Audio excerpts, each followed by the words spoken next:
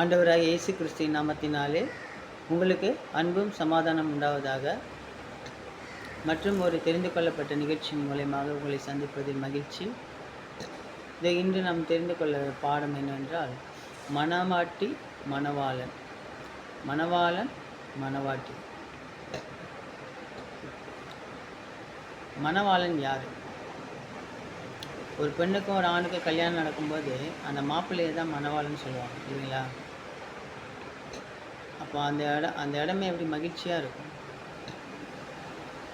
சந்தோஷமாக இருக்கும். அப்படிப்பட்ட ஒரு இடமா அது மாறிடும். அதுக்கப்புறம் அது பேசி முடித்து அதெல்லாம் நல்லபடி செய்யும்போது அந்த குடும்பமும் சந்தோஷமாக இருக்கும். மாப்பிள்ளை வீட்டு சைடும் சரி, பொண்ணு வீட்டு சைடு ரொம்ப சந்தோஷமாக இருப்பாங்க. அந்த கல்யாண தாலி கட்டுற வரைக்கும் அந்த வீடே அந்த அவங்க அந்த சம்பந்திகளிடங்களோ இல்லை மணமகளோ மணமகனோ எல்லார் குடும்பமும் வந்து ரொம்ப சந்தோஷமாக இருப்பாங்க. அந்த மாதிரி உண்மையான மணவாளன் யார்? நம்ம ஆண்டவராக இயேசு கிறிஸ்து தாங்க உண்மையான மணவாளன். இப்போ அவர் மணவாளன், அப்போ மணவாட்டி யார்? மணவாட்டி யார்?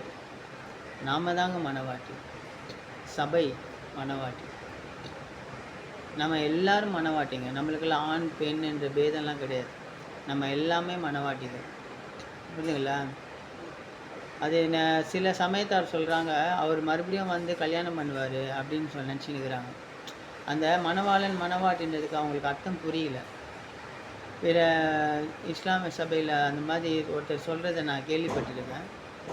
அவர் மறுபடியும் வந்து கல்யாணம்லாம் பண்ணுவார். அவர் மணவாளனாக வருவார், நம்ம வந்து மணவாட்டிலாம் வாழணும் அப்படின்றதுக்காக சொல்கிறார். நீங்கள் கூட ஏசாயா 54வது அதிகாரம் 5வது வசனம் படிச்சிங்கன்னா, உன் சிருஷ்டிகரே உன் கணவர் அப்படின்னு போட்டிருக்காங்க. நம்மளை சிருஷ்டித்தவர் தான் நம்மளுடைய கணவராம். பார்த்தீங்களா?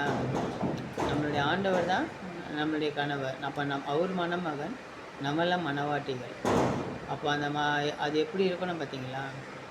இதுவே யோவான் ஸ்நானகர் யோவான் 3வது அதிகாரம் 29வது வசனத்தை சொல்கிறாரு, மணமகள் மணமகனுக்கு உரியவர், அவருடைய தோழரோ அருகிலிருந்து அவர் சொல்வதில் மகிழ்ச்சி கொள்கிறார் அப்படின்னு சொல்கிறார். ஏன்னா அவர் நீங்கள் தான் மெசியாவா, வர இல்லை எலியாவா அப்படின்னு அந்த பரிசேயரெல்லாம் வந்து அவரை கேட்பாங்க. அப்போ அவர் சொல்லுவார், நான் கிடையாது, நான் வந்து மணமகனுக்காக வெயிட் பண்ணின்னு இருக்கிறேன். மணமகள்கள் எல்லாம் மணமகள் வந்து அவருக்கு சொந்தம், நானும் அவருடைய தோழன், அவரை பார்த்து மகிழ்ச்சி கொள்ளுவேன் அப்படின்ற மாதிரி அவர் சொல்கிறாருங்க.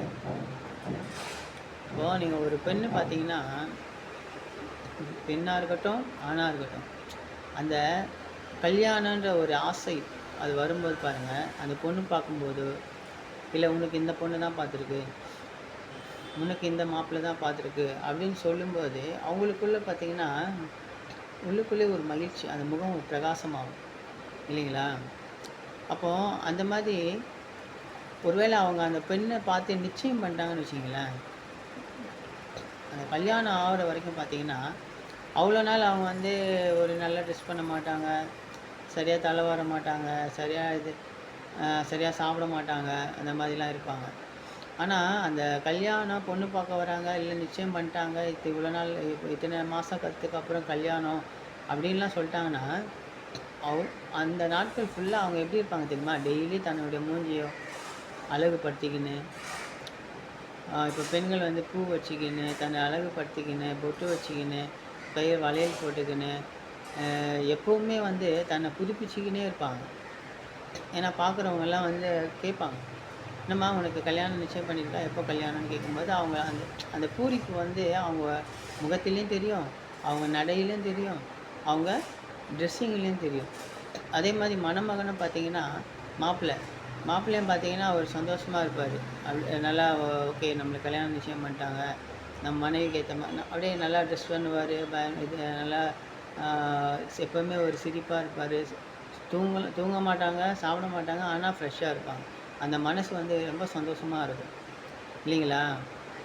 அப்போது அந்த மாதிரி உலகத்துக்குரிய மணமகனும் மணமகளும் அவ்வளோ சந்தோஷமாக இருக்கும்போது, ஆவிக்குரிய மணமகன் வரும்போது நம்ம எல்லாம் மணவாட்டியாக இருக்கணுமே.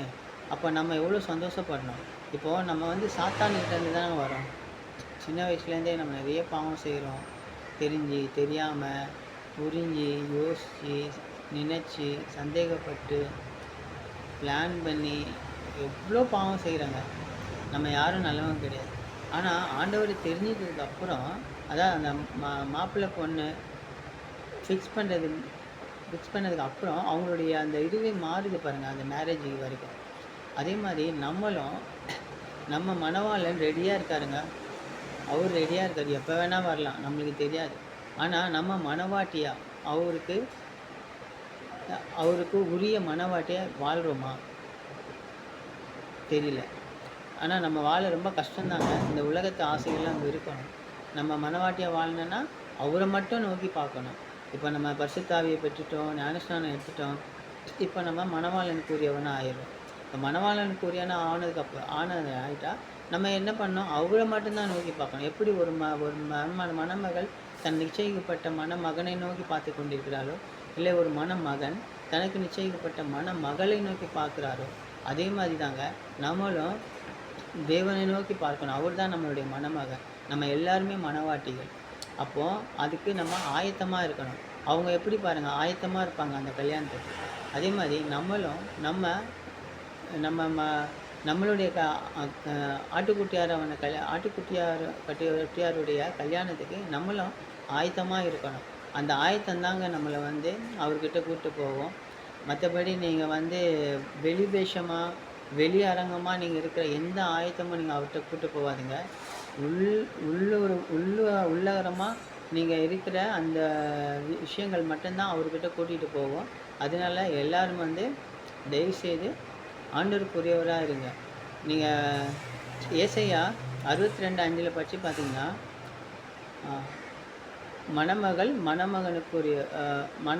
மணமகனுக்குரியவர், அந்த மணமகன் மணமகளின் நிமித்தம் மகிழ்ச்சி கொள்கிறார் அப்படின்னு வராங்க. அப்புறம் கிறிஸ்து நம்மளுக்குள்ள மகிழ்கிறார். ஏன்னா நம்ம மணவாட்டியாக வாழ்ந்துட்டோன்னா அவர் நம்ம நிமித்தம் மகிழ்ச்சி அடைகிறாராம். அப்போ நம்ம மணவாட்டியாக வாழணுங்க. மணவாட்டியாக நான் வந்து பரிசுத்தம் ரொம்ப முக்கியங்க. பரிசுத்தம் மட்டும்தான் அவர்கிட்ட கூட்டிகிட்டு போவோம். நம்ம எல்லாருமே நல்ல ஒரு மணவாட்டியாக, நல்ல ஒரு சபையாக, நல்ல ஒரு கிறிஸ்தவர்களாக வாழ ஒவ்வொரு நாளும் நீங்கள் முயற்சிக்கணும், போராடணும். தயவுசெய்து இதை உங்கள் மனசில் வச்சிங்க, தயவுசெய்து புரிஞ்சிங்க. இதை நிமித்தம் மட்டும்தான் நம்ம வந்து தேவனுடைய ராஜ்யத்தை சுதந்திரத்துக் கொள்ளணும், மணவாட்டியாக போக முடியும், மணவாளன் கூட அமர முடியும். ஓகேங்களா? நன்றிங்க. உங்கள் அனைவருக்கும் ஆண்டவராகிய இயேசு கிறிஸ்துவின் சமாதானமும் அன்பும் நிலைத்திருப்பதாக.